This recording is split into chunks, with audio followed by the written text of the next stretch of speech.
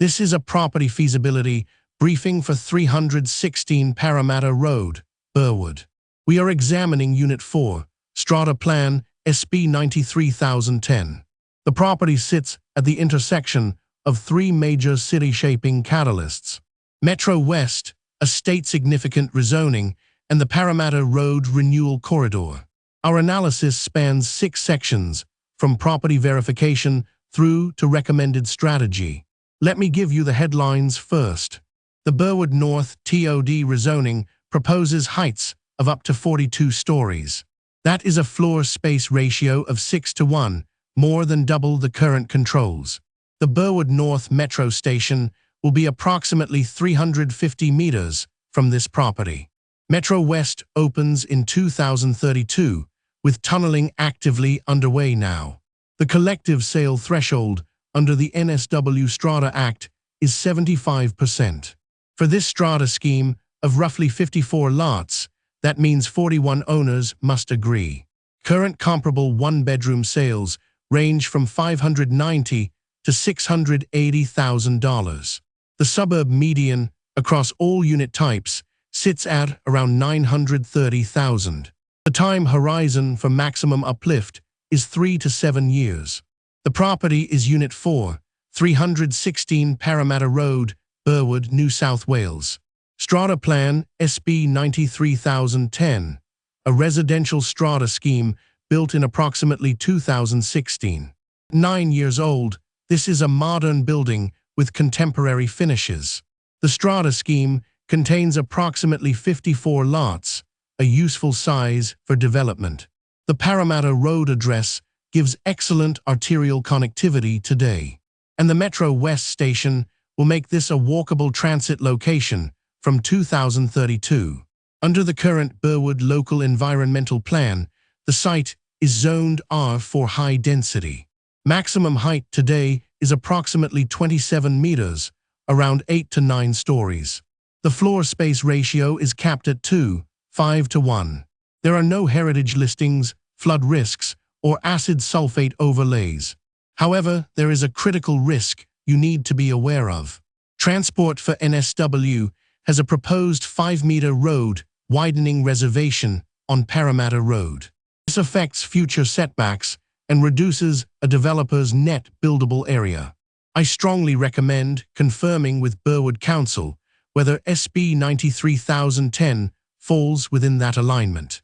This is a low-cost, high-value action to take in the next 60 days. Now let us examine the transformational change underway. The Burwood North Transit-Oriented Development rezoning was on public exhibition earlier this year. It proposes maximum heights of up to 42 stories on premium sites. The floor space ratio increases from 2:5:1 up to 6:1. Affordable housing contributions will become mandatory, likely 2 to 3%. The indicative yield on a fully amalgamated site rises from 150 apartments to over 800. Rezoning finalization is expected in 2026 or 2027. Once gazetted, this uplift is permanent. However, the uplift only translates to owner value through a collective sale. The Burwood North TOD covers 113 hectares, the largest precinct in the Metro West program. Heights are graduated based on proximity to the station. 300 to 400 meters from the station, this property likely sits in the mid-intensity tier. That probably means 15 to 25 stories on an amalgamated block. The critical insight here is that the uplift accrues to the land, not to individual units. A developer underwriting a 6:1 floor space ratio can pay significantly more per apartment than one underwriting 2:5:1. Capital improvements to the unit itself are unnecessary. It is the land holding that gains value. Sydney Metro West will connect Parramatta to the Sydney CBD via 9 stations. Tunneling began in 2023 and is actively progressing beneath the Burwood North area now. The Burwood North station works are underway as of 2025. Rezoning finalization is expected in 2026. Metro West is targeted to open in 2032. 3 key investment implications. First, a walkable 400-meter distance to the station adds a 10 to 20% locational premium compared to non-metro sites. Second, developer demand for sites within 800 meters intensifies as 2032 approaches. Third, rental vacancy in this corridor will continue to compress ahead of opening. Let me walk you through how a collective sale actually works under NSW law. The NSW Strata Schemes Development Act 2015 reduced the approval threshold from 100% to 75%. For SB 93,010, with approximately 54 lots, that means roughly 41 owners must vote in favor. The process involves a formal strata renewal plan, reviewed by the Land and Environment Court. The court ensures dissenting owners receive fair value. What are the headwinds for this particular scheme? The 2016 build date means owners are relatively recent purchasers, likely with mortgage debt and emotional attachment. No developer has formally approached the building yet. The road widening corridor may also reduce a developer's willingness to pay at full uplift pricing. However, the tailwinds are substantial. Metro proximity, the TOD rezoning, and the PR Cuts corridor designation all increase developer interest over time. Collective sale probability improves materially as 2032 approaches. Would a developer actually want to acquire this site? On the positive side, the metro proximity, uplift rezoning, and lot count all make it an attractive target. 54 lots is an ideal size, large enough to justify a tower, manageable enough to negotiate. On the cautious side, the 2016 build creates coordination headwinds. The road widening corridor may reduce the net land premium a developer can justify. Construction costs remain elevated, and pre-sale finance is harder to secure pre-rezoning. My assessment, developer interest is likely in the 2027 to 2030 window. But do not wait for a developer to approach you. Understand your position now. To calibrate this opportunity, let us compare it to the 5 Dock Metro TOD precinct. 5 Dock is also a Metro West station, but it is a much smaller scale rezoning. Heights at 5 Dock are around 27 meters, roughly comparable to Burwood North's current controls. The floor space ratio is approximately 3:1 versus 6:1 at Burwood North. This comparison confirms something important. Burwood North is not a secondary TOD precinct. It is one of the most intensive Metro West nodes outside the CBD itself.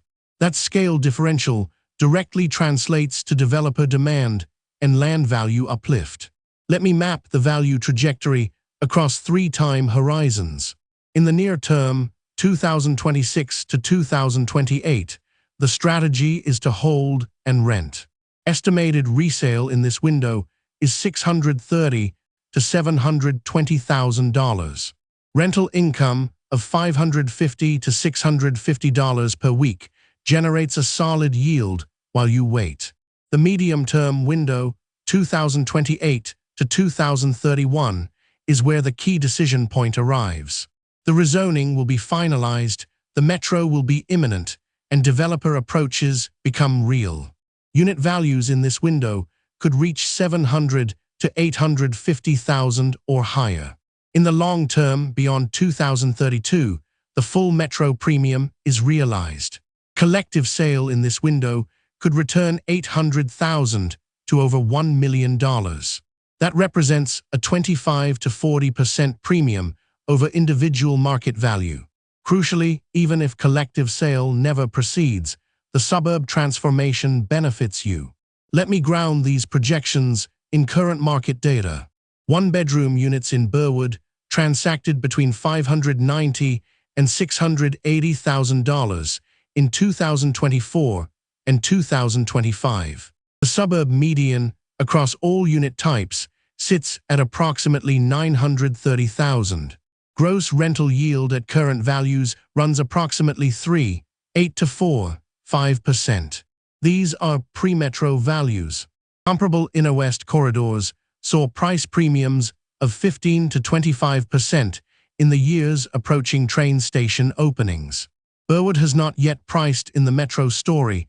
That premium is still ahead of you. Tax planning is where many property owners leave significant money on the table. Let me highlight the key issues for this holding. First, the main residence exemption. If this has been your principal place of residence, any gain is potentially CGT-free. Second, the 6-year absence rule. If you have rented it out since living there, you may still qualify for full CGT exemption for up to 6 years. Third, the collective sale CGT question. A collective sale is a disposal event. Under the main residence exemption, it could be fully CGT-free. If held as an investment property, the 50% CGT discount applies if the holding exceeds 12 months. Fourth, New South Wales land tax. The assessed land value of your strata lot may approach the individual threshold as values rise. Monitor this annually. Fifth, ownership structure. An SMSF holding in accumulation phase is taxed at only 10% on capital gains, compelling if you intend to hold to retirement. Please confirm all of this with your registered tax agent before making any decisions. Documentation is often the weakest link in maximizing tax outcomes. The cost base, which determines your taxable gain, is built from every dollar spent on acquisition, holding, and improvement. Keep your original contracts, stamp duty receipts, legal fees, and loan establishment costs.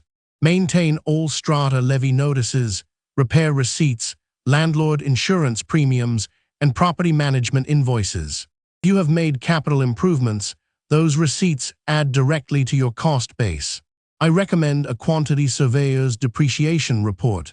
This generates a tax deduction and establishes capital works history. Scan everything and store it in a dedicated folder. You will be glad you did if a collective sale arrives unexpectedly. I want to present you with 3 distinct strategic paths. The conservative scenario is hold and rent, targeting a 5 to 10-year horizon. This generates yield today while capturing passive capital growth as the metro approaches. Estimated resale by 2030 is $800,000 to $950,000. Solid, low complexity, no coordination required. The growth scenario is to hold through to the collective sale window. This is the highest expected value path, with a projected exit of $800,000 to over $1 million. It requires patience and owner coordination, but the metro premium makes it worth pursuing. The opportunistic scenario is to sell now. Current market suggests $640,000 to $700,000, liquid, immediate, but you leave the TOD premium entirely on the table. I recommend the growth scenario with an annual review. The exit trigger, a formal developer offer at a 25% or greater premium to market. Let me give you 6 concrete actions prioritized by timing. First and immediately, engage your tax agent to confirm your residency history, main residence status, and cost base. Budget $300 to $500. High value, low cost. Second, in the next 60 days, contact Burwood Council and Transport for NSW to confirm whether SB 93010 falls within the road widening corridor. Third, in the 4th quarter of this year, monitor the DeFi website for the Burwood North Rezoning Gazette notice. Fourth, ongoing, maintain your documentation file. Every receipt matters. Fifth, in 2027 to 2028, begin gauging owner sentiment in the building. Informal conversations with neighbors about the metro story will tell you a great deal. Sixth, and most importantly, if a developer makes contact, do not engage without a strata lawyer and an independent registered valuer. That protection is non-negotiable. Let me close with the investment thesis in a single sentence. This property is positioned at the intersection of Metro West, the Burwood North TOD rezoning, and the Parramatta Road Renewal Corridor. All three are government-committed, infrastructure-anchored, and irreversible. The window to maximize value is 2028 to 2032.